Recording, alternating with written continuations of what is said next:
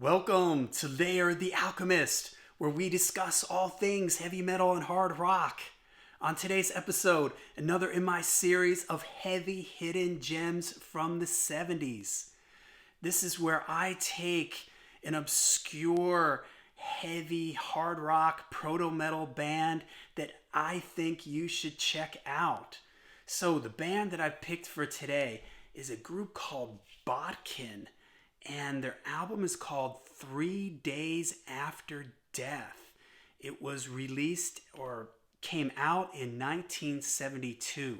Now, I could find no information on this band. There is nothing on the back, there was nothing on the inside.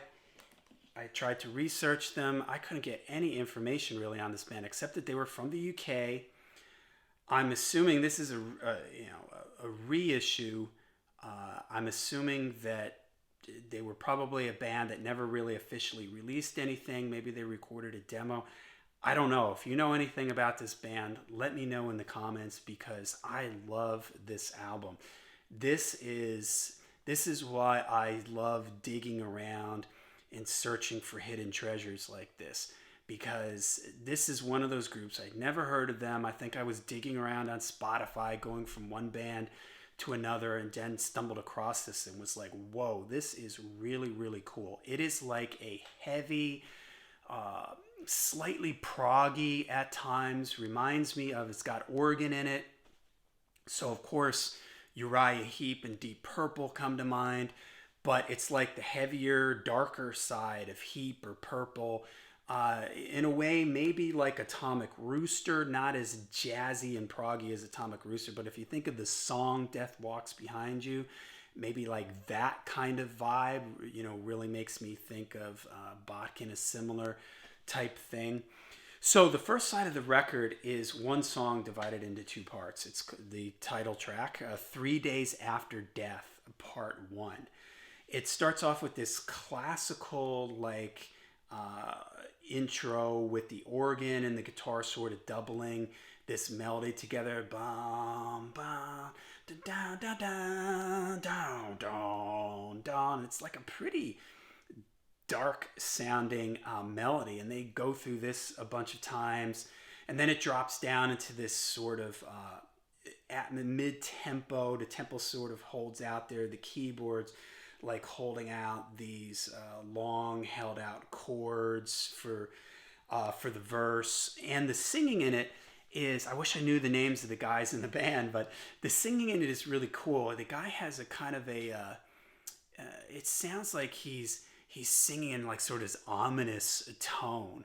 He has like sort of a mid-range voice, and he doesn't ever sounds like he's shouting, and he just has sort of this ominous tone to his voice, which I think is great.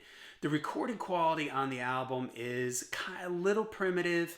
It's definitely not super produced or anything. That's what makes me think that this was probably a demo. I'm guessing that they recorded, never was officially released, and then somebody found it, discovered it, and reissued it. So it definitely has like a demo quality to it, but you can hear everything. It's not distracting, in my opinion, and in some ways it adds to the lo-fi-ness of it, adds to the atmosphere.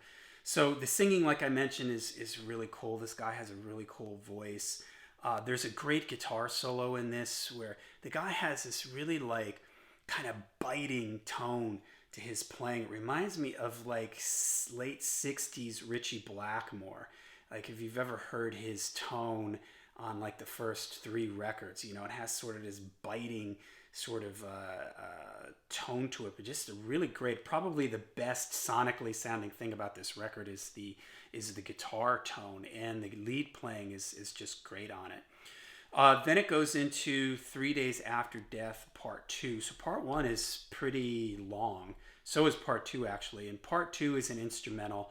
Starts off with this sort of gentle organ intro, then this pounding drum thing, a little bit reminiscent of Part 1. There's this, it drops down again into like a mid-tempo type of thing where there's these long held out sort of organ chords. And the guitar now is playing like this melody that really, this whole section really reminds me of like Pink Floyd, like Metal, the song Metal, that era of Pink Floyd with like long held out chords. The guitar player just playing these melodies while these just sort of this descending chord pattern. Just really cool. So that's side one of the record. Side two starts with a song called Auntie Mary's Trash Can. Now, when I originally saw that title, I was like, oh, this is going to probably be something really stupid. But it is, I mean, I love side one of this. This might be my favorite song on the record.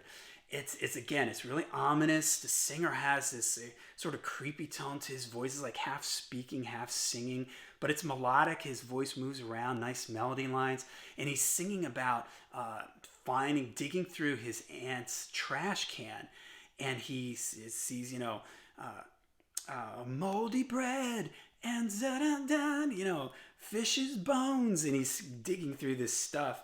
And he finds a drug paraphernalia, a drug needle and stuff. So it's just really like heavy stuff. And when I saw the title of this song, I was like, what is this going to be about? And then when you hear the subject matter, it's just really dark. And the song stretches out, goes through these different changes.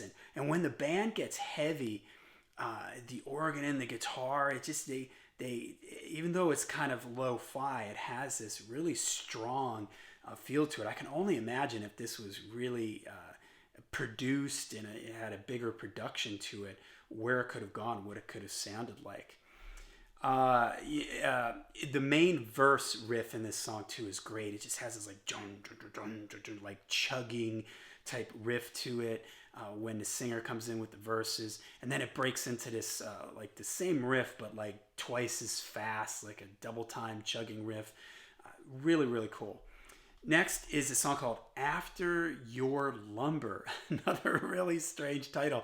And your is spelled Y-U-R. I don't know if that's a typo or what, but it's a driving, bluesy, kind of jazzy number. And the singer does this thing where he sort of imitates the guitar is playing this melody, and he sort of just plays like something like a jazzy thing they call it scat singing, where he goes like da-da-da-da, da-da-da-da, and he's singing right along with the guitar. So really interesting.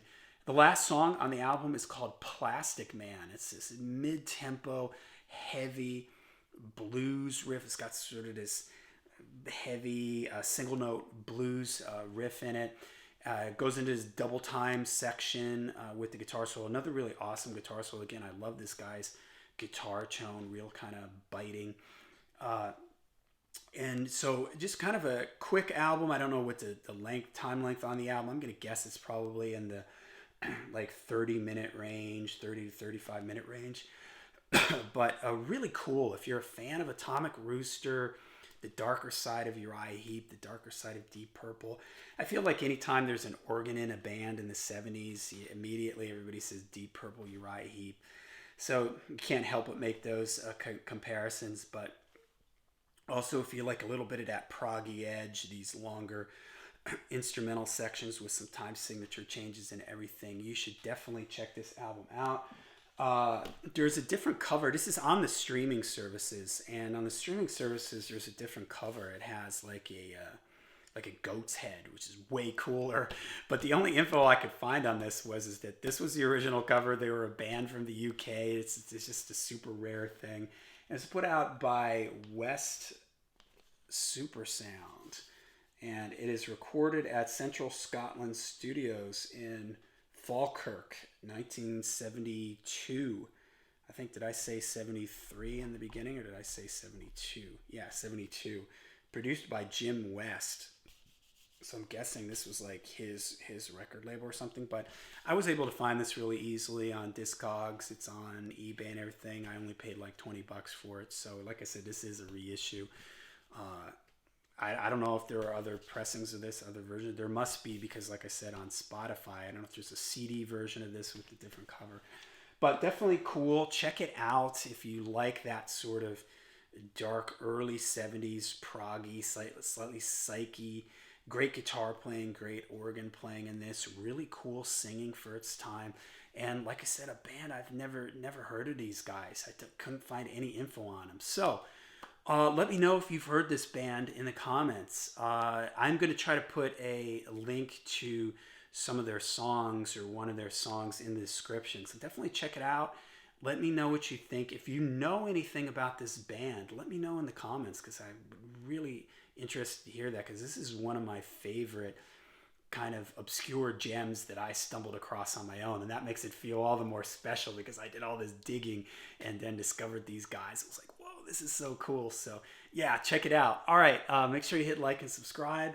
And until we see you again, make sure you stay heavy, stay metal.